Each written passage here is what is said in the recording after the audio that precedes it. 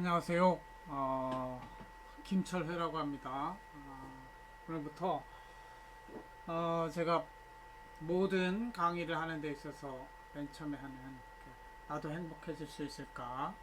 라고 하는 강의를 한번 시작해 보도록 하겠습니다. 한 30분에서 40분 수요 예정이고요. 한번 들어보시고 우리 공공경제론이나 제 나중에 공동체 경제론 강의할 때 이런 이야기들을 많이 하게 될 텐데 우리 함께 공감할 수 있으면 좋겠다는 생각이 듭니다. 제목은 나도 행복해질 수 있을까 이렇게 잡았습니다.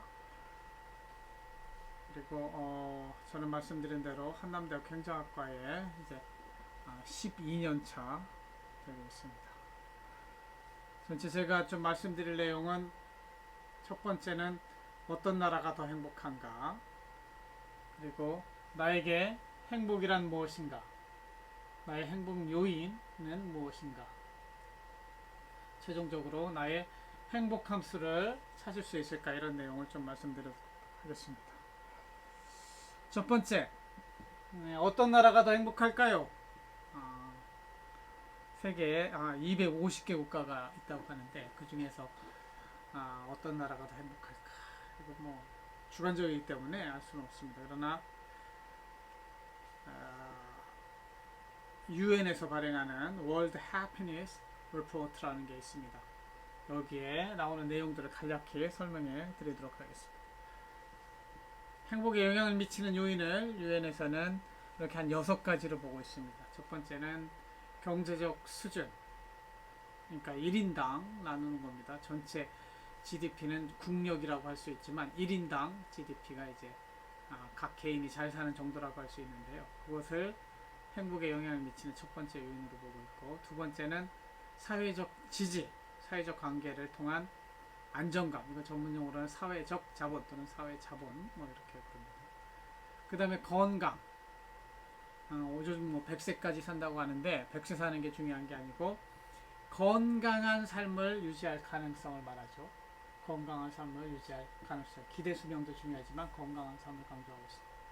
그 다음으로 자유라고 하는 것은 행복에 정말 중요한 조건, 삶에서 자율적인 선택을 얼마나 할 수 있느냐, 이런 부분들을 자유라고 하고 있습니다. 그 다음에 관대함, 사회적인 관용성이죠. 사회가 약자에 대해서 얼마나 관용하는가 또는 기부하는 문화가 있는가, 이런 것도 중요합니다. 여섯 번째로 반부패 지수, 이것 역지표, 작을수록 좋다고 할 수 있는 것인데, 부패가 적으면 적을수록 사회가 행복하다고 느낀다는 것이죠. 이 밖에 뭐 디스토피아의 개념, 뭐 유토피아의 반대 개념인데, 미래에 대한 전반적인 부정적인 평가라는 걸 디스토피아 이렇게 이야기합니다. 유토피아라고 하면은 없는 나라죠, 사실상. 그러니까 암이 종목된 나라, 왜 없는 나라라고 하죠. 디스토피아는 3차 세계대전이 발발한다고 보는 것이죠. 이러면 모든 나라들이 다 불행한 그러한 나라가 되겠죠. 이런 하여튼 6가지 변수를 가지고 조사를 해봤습니다. 세계에서 가장 행복하다고 느끼는 나라는 어디일까요? 한번 상상을 해보십시오. 맞았는가 틀렸는가 한번 점검해볼까요? 네, 1등은 핀란드입니다. 10점 만점에 7.6점 되고요.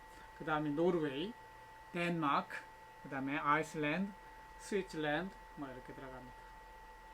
저 밑에 이제 미국도 나오죠. 미국은 6.8점으로 해가지고 18등. 그 다음에 유나이티드 킹덤, 영국이죠. 영국이 6.8점, 19등 이렇게 나옵니다. 세계에서 가장 행복하다고 느끼는 나라 반대죠. 여기서는 이제 그 중에서 많은 사람들이 부탄을 이야기하길래, 특히 이제 올드 60년대생 이상 사람들은 부탄이 행복하다고 그래요. 부탄이 옛날 얘기고, 지금 부탄 사람들도 개방이 돼가지고 다른 나라들 잘 사는 거 알고 보니까 자신들이 행복하다고 느끼지 않는 것 같습니다. 그래서 부탄은 5.0, 97등밖에 되지 않습니다. 그러면 대한민국 국민은 얼마나 행복하다고 느끼고 있을까요? 등수로 따 100등 중에 몇 등? 50등? 60등? 30등? 네, 한번 볼까요? 대한민국은 전체 절대 점수로는 5.875점. 그리고 57등을 차지하고 있습니다. 작년 2018년 기준으로 따지는 겁니다. 오른쪽에 그래프를 보시면 그 경제적으로 잘 사는 정도는 우리가 괜찮습니다. 그러나 저 뒤로 갈수록 어떤 사회적 지지라든가 부패 이런 부분에 있어서는 우리가 많이 뒤떨어지는 것을 알 수가 있습니다. 세계에서 가장 불행하다고 느끼는 나라들, 이게 156개 국가를 조사한 것인데 맨 밑에 보면 부룬디, 센트럴 아프리카 리퍼블릭, 수단, 탄자니아, 예멘 이런 나라들이 나오고 있습니다. 그래서 우리나라는 결론적으로 뭐 경제 뭐 대국이 됐다고 하지만 그렇게 행복하지는 않은 나라라고 볼 수 있죠. 그러면 나에게 행복이란 무엇인가 두 번째 주제로 가보겠습니다. 각자마다 주관적인 행복의 조건들이 있습니다. 이것을 이제 조경수라는 사람이 행복이란 노래를 불렀습니다. 행복이 무엇인지 알 수는 없잖아요. 당신 없는 행복이란 있을 수 없잖아요.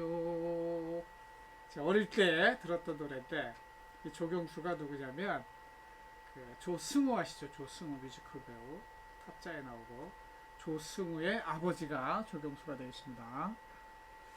그래서 어쨌든 하여튼 행복은 알 수가 없다고 하는데 국어사전에는 행복이라는 단어가 나옵니다. 명사로서 복된 좋은 운수, 여기서 복이라고 하는 것이 행복 이렇게 되어 있잖아요. 행이라는 요 단어 어원을 따라가 보면 일찍 죽지 않는 것, 이것을 행이라고 이렇게 동양 사람들이 믿었던 것 같습니다. 이 복자는 보면은 오이시에다가 회의 문자로 되어 있잖아요. 상형 문자인지 회의 문자인지 모르겠지만 이것이 뭐냐면 신 앞에 뭘 차려놓고 신이 주는 무엇을 기대하는 것이죠. 그걸 복이라고 하죠. 그래서 행복은 희망을 그리는 상태에서의 좋은 감정으로 자신이 원하는 욕구와 욕망이 충족되어 행복한 상태, 즉 만족한 상태, 즐거움을 느끼는 상태를 행복이라고 영어에서 말하지만 동양에서는 좀 그렇죠. 일찍 죽지 않는 것, 신에게 복을 받는 것. 그러니까 서양에서는 영어에서 happiness라고 하는 것은 나의 욕구가 충족되는 것, 이런 것들을 행복이라고 일반적으로 합니다.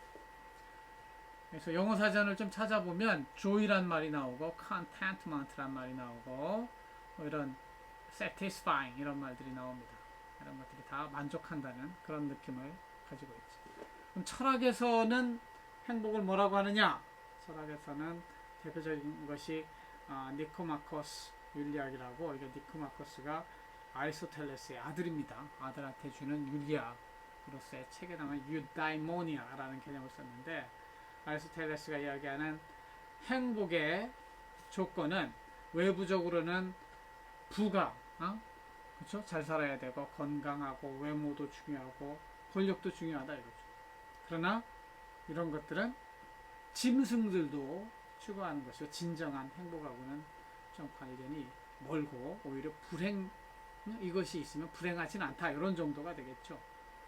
두 번째로 내부적인 선의 개념으로서는 관조적인 삶, 여가를 누릴 줄 알고 자유를 누릴 줄 알고, 이제 뒤에 살펴보겠지만 전문적인 개념으로는 아파테이아, 아타락시아 이런 개념으로 가는 그런 내부적인 선도 중요한 행복의 요건이다 이렇게 보고 있습니다. 여기에 제가 강조하는 바는 공동체적 선을 아리스토텔레스는 강조하고 있습니다.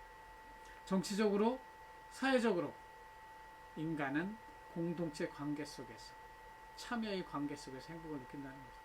아리스토텔레스가 한 가장 의미 있는 말 중에 하나가 뭐냐면 인간은 정치적 동물이다 또는 인간은 사회적 동물이다 이런 이야기를 했습니다. 이 말의 의미가 결국 인간이 행복하기 위해서는 그러한 공동체 안에 있어야 된다는 것이죠.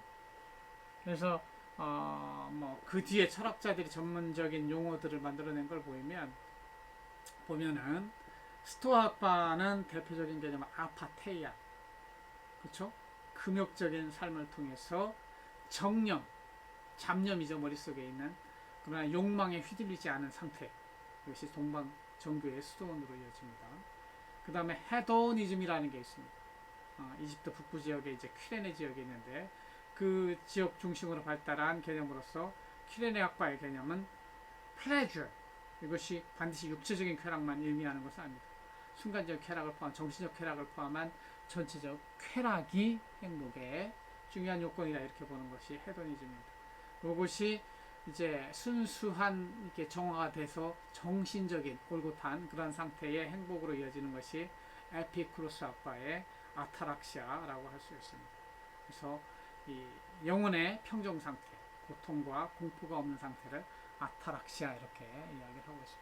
이 개념은 제가 뭐 순수한 철학자가 아니기 때문에 상식으로서 조사한 내용이고, 이것이 엄격한 의미의 뭐 철학자가 반대를 한다면 제가 그 말씀은 전적으로 수용을 하겠습니다. 이러한 그 생각들을 정리해 보면 제가 볼 때 행복은 어떻게 분류가 되느냐, 소극적인 행복과 적극적인 행복으로 구분이 될 수가 있습니다.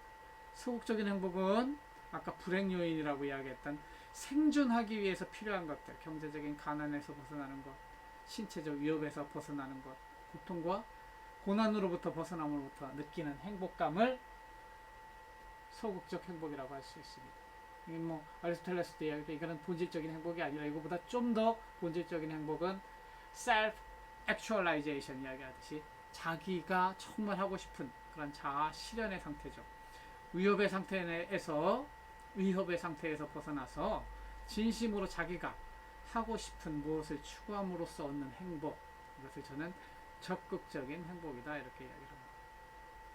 두 번째 구분 기준은 이것이 개인적 행복이냐 아니면 공동체적 행복이냐, 이렇게 구분이 될 수 있다고 합니다. 개인적 수준에서는 건강, 부, 안전, 관계, 자유 이런 것들로부터 느끼는 프라이빗한 행복이 있을 수 있고, 퍼블릭 또는 커뮤니티 안에서 느끼는 자신이 소속된 공동체 수준에서 느끼는 안전과 성취, 관계 이런 걸로부터 느끼는 행복을 저는 공동체적 행복이라고 보고 있습니다. 그래서 저는 그 앞으로 모든 강의에 좀 제가 발견한 인생의 원리 중에 한 7대3 원리가 있습니다. 70%, 30% 이렇게 구분을 하는데, 개인적인 행복이 70%, 공동체적 행복이 30이다, 이렇게 보는 것이고, 소극적인 행복이 70%, 적극적인 행복이 30%다, 이렇게 매트릭스를 한번 그려보면 전체 내가 누릴 수 있는 행복의 반은 개인적이고 소극적인 부분에 있고, 그 다음에 공동체적으로 소극적인 게 21%, 개인적이고 적극적인 것이 21%, 공동체적이고 적극적인 이런 행복이 한 10% 이렇게 해서 100점 만점을 구성하는 것으로 저는 생각했습니다. 이따가 한번 보여드리겠지만 이것이 나로서는 어느 정도 행복한가 하는 것들을 측정해 보시면 좀 될 수 있겠습니다. 이게 아까 UN 보고서에서 월드 해피니스 리포트에서는 10점 만점을 하고 있지만 제가 이야기하는 것은 100점 만점에 몇 점 정도 되는가.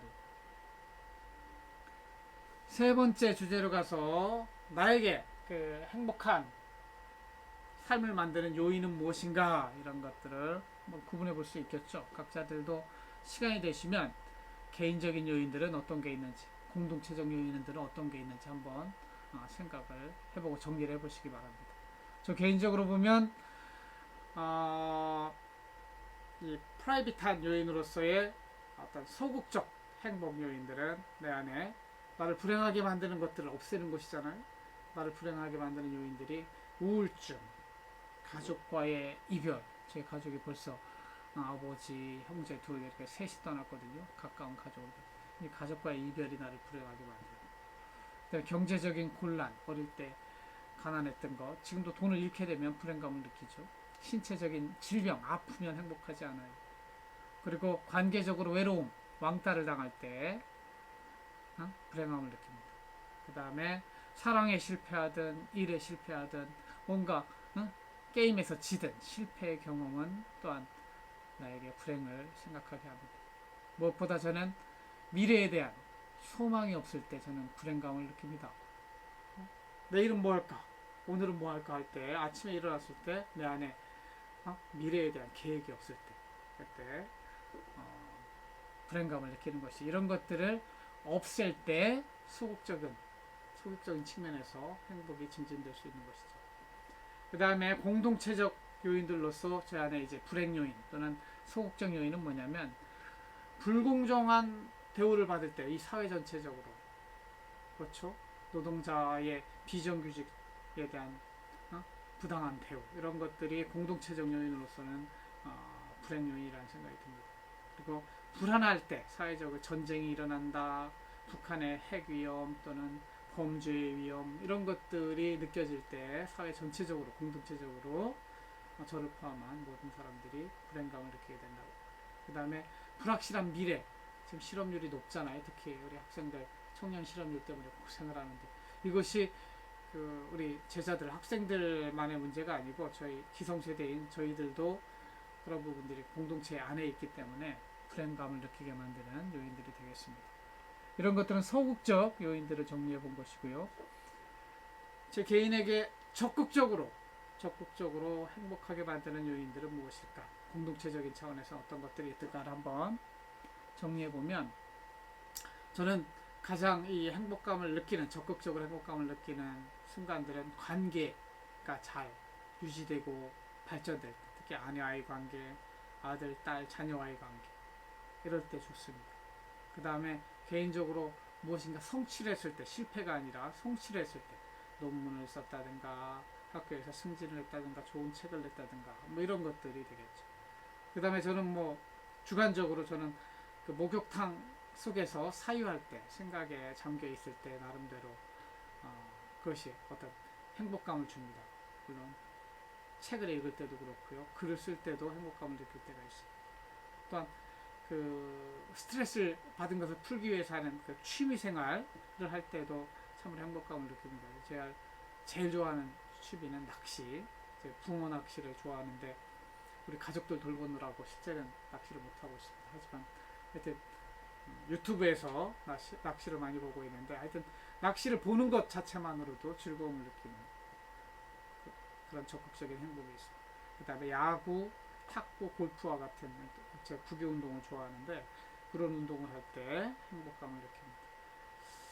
공동체적으로는 제가 우리 아이 셋을 공동육아라고 하는 공동체 속에서 길렀거든요. 그런 마을 공동체 속에서 있을 때 행복감을 느꼈고, 제가 이제 한남대에 온 지 이제 12년째 되는데 제자들하고 함께 지낼 때, 제자들하고 이제 우리 마중물 장학회라고 하는 걸 만들어가지고 우리 후배들, 저 같은 제자들에게 장학금도 주고, 앞으로는 이게 협동조합을 만들어서 좀 함께 살려고 하는 그런 소망을 가질 때 행복감을 느낍니다. 저는 또 대학교 4학년 때부터 신앙생활을 했는데, 그 신앙생활 할 수 있는 교회 공동체 속에서 또한 행복을 느낍니다. 또한 공동체 전체적으로 좀 성장 가능성이 느껴질 때, 그것이 일종의 아까 말씀드린 제 안에 소망으로 다가올 수 있고, 그러한 행복들이 있습니다. 그 다음에 제가 소속한 집단, 충청도 제가 천안 북일고등학교 나와서 한화를 응원하는데, 한화 야구팀이 잘할 때, 우리나라 축구팀이 월드컵에서 잘할 때, 그렇죠, 스포츠팀이라든가 우리 자녀들, 제자들이 기쁜 소식을 전해줄 때, 이런 때 저한테 어떤 적극적인 행복감이 느껴지고 있습니다. 이런 요인들이 있다는 것이고요. 그래서 저 자신의 행복 점수를 한번 따져봤는데, 그러니까 각자도 한번 해보세요. 개인적이고 소극적인 행복은 내 안에 얼마나 있을까? 공동체적이면서 소극적인 행복은 내 안에 얼마나 있을까? 개인적이면서 적극적인 행복, 공동체적이면서 적극적인 행복. 그래서 100점 만점을 맞춰보자는 거죠. 한번 시간이 되시면 이 표에다가 넣어보세요. 그래서 제 자신이 한번 따져보니까 약 70점 정도가 되는 것 같아요.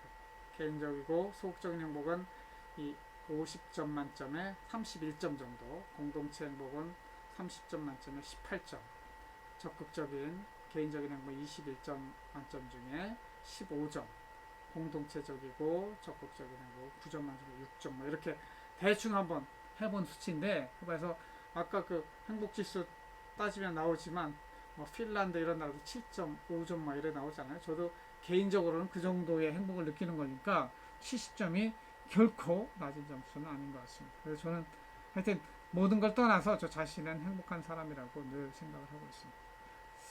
이제 마지막 주제로 나 자신의 좀 행복함수를 찾을 수 있을까 이야기는 이 강의를 듣는 사람들에게 드리는 말씀이기도 합니다. 그러니까 제가 저희 행복 함수를 좀 찾아가듯이 우리 제자들도 이 강의를 듣는 모든 분들도 나름대로 자신의 행복 함수를 좀 찾아갔으면 좋겠다는 의미로 이 주제를 준비했습니다. 저희 학문하는 사람 입장에서는 이것이 독립변수, 종속변수로 나눠서 설명을 하는데 행복이 종속변수죠. 행복 그 자체로 올라가지 않고 무언가 행복에 영향을 미치는 요인들을 찾아서 올려주면 그것이 행복을 증진시키는 것이죠. 그래서 실제 유엔이나 어떤 기구들에서 측정하는 행복 측정은 거의 10점 만점으로 여기 나오는 것처럼 뭐 잘 보이지는 않겠지만 요즘 생활에서 전반적으로 10점 만점으로 본다면 너는 얼마나 행복감을 느끼냐 이런 질문을 던집니다. 그걸 가지고 이제 주관적인 행복도가 나오는 것이죠. 너는 행복에 대해서 어떠냐, 걱정이 많으냐, 디프레스돼 있느냐 이런 것들을 묻는 질문들이 있습니다. 이런 행복 함수를 생각할 때 제가 이 나중에 공공경제론, 미시경제학을 좀 강의할 텐데 이거하고 관련해서 중요한 개념이 제약 조건이라는 개념입니다. Rules of Game, Constraint, Enabler. 그러니까 이것이 제약 조건이 될 수도 있지만 가능 조건이 될 수도 있는데 이런 것들을 수업 시간에 좀 더 자세히 설명을 드리겠고, 그래서 제약 조건에 대한 생각들을 많이 하셔야 돼요. 이 제약 조건들은 제가 주관적인 표현을 하면 내 삶의 행복을 증진시키는 데 가운데서 변화시킬 수 없는 것들을 의미합니다. 많은 사람들이, 불평하는 사람들이 제약 조건을 가지고 매일 술 먹고 불평하고 그럽니다. 변화가 안 되면 안 됩니다. 그렇죠? 여기 보세요. 100년 이상 지나도 변하지 않는 거 가지고 불평할 필요가 없습니다. 우주의 질서, 해가 서쪽에서 뜨면 행복할 것이다. 해가 서쪽에서 뜰까요? 우리 영어 시간에 순수 가정이라고 하잖아요. 그런 일은 없거든요. 물론 있을 수도 있지만 그것은 내가 사는 100년 동안 일어나지 않는 일입니다. 선천적으로 내가 타고난 성별, 물론 뭐 요즘 수술을 한다고 하지만 저는 개인적으로 보수적이어서 성별을 바꾸는 건 옳지 않다 이렇게 생각합니다. 그래서 내가 키가 작아서 불행감을 느끼는데 키를 높이는 것이 옳으냐? 저는 그건 제약 조건이라고 보는 것이죠. 제 안에 있는 유전자, 지능 뭐 이런 것도 마찬가지입니다. 그 다음에 제가 살고 있는 사회 질서, 자본주의, 유교문화 이런 것들 변하는데 한 200~300년, 길게는 500년 지나가거든요. 이런 것처럼 메가 인스티튜션, 거대 제도라고 하는데 이런 것들은 500년 만에 코페르니쿠스적 전환이 일어나기, 패러다임 시프트가 일어나기 전에 변하지 않는 것들이기 때문에 이런 것들에 매달리면 물론 큰 일을 할 수도 있지만 이 행복을 찾아가는데 오히려 도움이 안 될 수도 있다는 생각을 말씀드리는 거죠. 하여튼 그런 것들은 제약 조건이라고 부른다. 변화시킬 수 없는 것. 단기적으로 100년 이내에도 우리가 살고 있는 헌법, 법률, 정책 이런 것들 잘 변하지 않습니다. 물론 이런 것들을 변화시킬 수 있는 혁신가의 역할도 중요한 것이죠. 저는 그래서 헌법 같은 것도 국민 주권주의가 실현되려면 30년에 한 번 정도는 개헌을 해서 내가 살아가는 동안에 2~3번 정도는 개헌 헌법을 해봐야 헌법 투표에 찬성 투표, 반대 투표를 해봐야 국민 주권이 실현된다는 그런 입장을 가지고 있습니다. 국회에서도 지금 법률이 너무 안 바뀌는데 실제 사회의 변화에 따라서 좀 법적 안정성도 중요하지만 이런 변화들이 필요하다는 생각도 들고요. 정권은 바뀌면 이제 정책이 바뀌는데 이것도 5년 동안, 지금 문재인 정부는 한 5년을 잡아요. 그동안 안 변하거든요. 이런 측면에서 하여튼 단기적인 제약 조건이 있고 장기적인 제약 조건이 있는데 일단은 이런 것들을 가지고 너무 매달리면 행복해지기 쉽지 않다는 의미에서 제약 조건이라는 개념을 해놨습니다. 그 다음에 이러한 행복에 영향을 주는 요인들을 수학적으로는 독립변수, 쉽게는 영향 요인이라고 하는데 그런 것들을 한번 잘 살펴봐야 되죠. 그래서 개인적인 요인, 개인적인 관점에서는 불행 요인을 행복 요인으로 바꿔주는 의지적인 행동, 경제학에서 이걸 선택이라고 합니다. 선택의 행동을 해야 돼요. 개인적으로 소득이 필요하면 열심히 일을 해야 되는 것이죠. 건강이 필요하면 건강해질 수 있는 방법을 찾아야 되는 것이죠. 관계가 내가 부족해서 관계가 잘 안 맺어서 불행함을 느낀다면 그 관계를 증진시키기 위한 그런 노력을 해야 되는 것이죠. 그리고 진짜 적극적인 행복으로서 자아 실현이 필요하면 그런 자신이 누구인지, 내가 무엇을 원하는지 그런 것들을 찾고 그 행복 요인을 하나하나 이루어 나갈 때, 그럴 때 행복한 삶이 될 수 있다는 것이죠. 두 번째로 공동체적인 측면에서도 불행 요인을 행복 요인으로 바꾸는 이런 의지적인 행동, 선택이 필요하다는 거죠. 공동체적으로 지금 불합리한 제도와 문화적인 문화에 지금 존재한다 이런 것들은 합리적으로 바꿔나가야 되는 것이죠. 이 사회의 제도라든가 이런 모든 것들 보면은 나중에도 좀 말씀드릴 기회가 있을지 모르겠지만 권력 중심으로 되어 있습니다. 세상은 그렇게 이성적으로 돌아가지는 않거든요. 그래서 이제 그 사이에 이성을 가지고 공론화를 통해서 바꿔갈 수 있는 노력, 그래서 아까 공동체적으로 시민 참여를 통해서 불합리한 제도를 바꾸고 이런 작업들에 참여함으로써 행복감을 느끼는 것들도 굉장히 중요하다는 것이죠. 함께 경제적으로 성장하기 위한 노력도 굉장히 필요한 것이고요. 또한 공동체 속에서 행복을 느끼기 때문에 이 공동체 좋은 관계를 맺는, 저는 이것을 착한 마음이라고, 사람 마음속에 있는 착한 마음이 일어날 수 있도록 함께 노력하는 그러한 착한 마음을 일으키는 걸 저는 착한 마음 마중물이라고 하는데, 그런 공동체를 만들어가는 데 적극적으로 참여할 필요가 있고요. 이 공동체가 만들어지면 거기서 정말 사회적으로 옳은 가치를 만들고 그 가치를 실현해가는 이러한 노력들이 자신을 행복하게 할 수 있다는 것이죠. 그래서 이런 각자만의 이제 행복 함수를 발견하게 되면 이것을 어떻게 좀 잘 활용할 것인가. 결국은 저희 경제학에서 가르치는 가장 중요한 개념이 no free lunch, 공짜 점심은 없답니다. 고통이 없이 행복이 오지 않습니다. 무엇인가는 포기해야 되는 것이죠. 그래서 제가 드리는 말씀은 첫 번째로는 자신의 행복 수준이 어느 정도인지 한번 측정을 해보는 거죠. 아까 이야기한 종속변수로 나는 10점 만점에 또는 100점 만점에 개인적 수준에서, 공동체적 수준에서, 또는 소극적 수준에서, 적극적 수준에서 나의 행복이 어느 정도인가 한번 체크를 해보시고, 내가 행복하다 또는 행복하지 못하다, 그렇다면 그 이유를 한번 찾아보는 것이죠. 나는 이것이 소중하다고 생각하는데 이 부분에서 행복감을 느끼지 못하고 있구나, 그런 것이죠. 그래서 이걸 개인적인 측면, 공동체적 측면, 아주 디테일을 찾아야 됩니다. 나는 취미생활을 하고 싶은데 취미생활을 못하고 있으면 다른 것들 포기하고 취미생활을 위한 시간을 빼내야 되는 것이죠. 그리고 취미도 그냥 한다고 되는 것이 아니라 취미를 즐겁게 즐길 수 있는 그러한 훈련도 필요합니다. 교육도 필요합니다. 그런 것들을 선택해야 되는 것이죠. 그러한 가운데 세 번째로는 나한테 있는 제약 조건은 뭐냐, 내가 아무리 한다 하더라도 바뀔 수 없는 것들은 일단은 그걸 가지고 매달리는 것보다는 가능한 요인들을 분류해내는 것이죠. 그래서 가능한 것과 불가능한 것을 구분해서 불가능한 것은 따로 떼어놓고 가능한 것 안에서 내가 할 수 있는 것들을 찾아내는 작업들이 필요하다는 것이죠. 네 번째로 구체적인 행동 전략을 만들고 선택하고 행동하는 노력이 필요하다. 그래서 아까 위에서 말했던 가능한 것 중에서 이거는 할 거야. 시간을 선택해서 계획을 세우는 것이죠. 그래서 모든 인간의 행동은 plan, do, see, feedback 4단계를 거칩니다.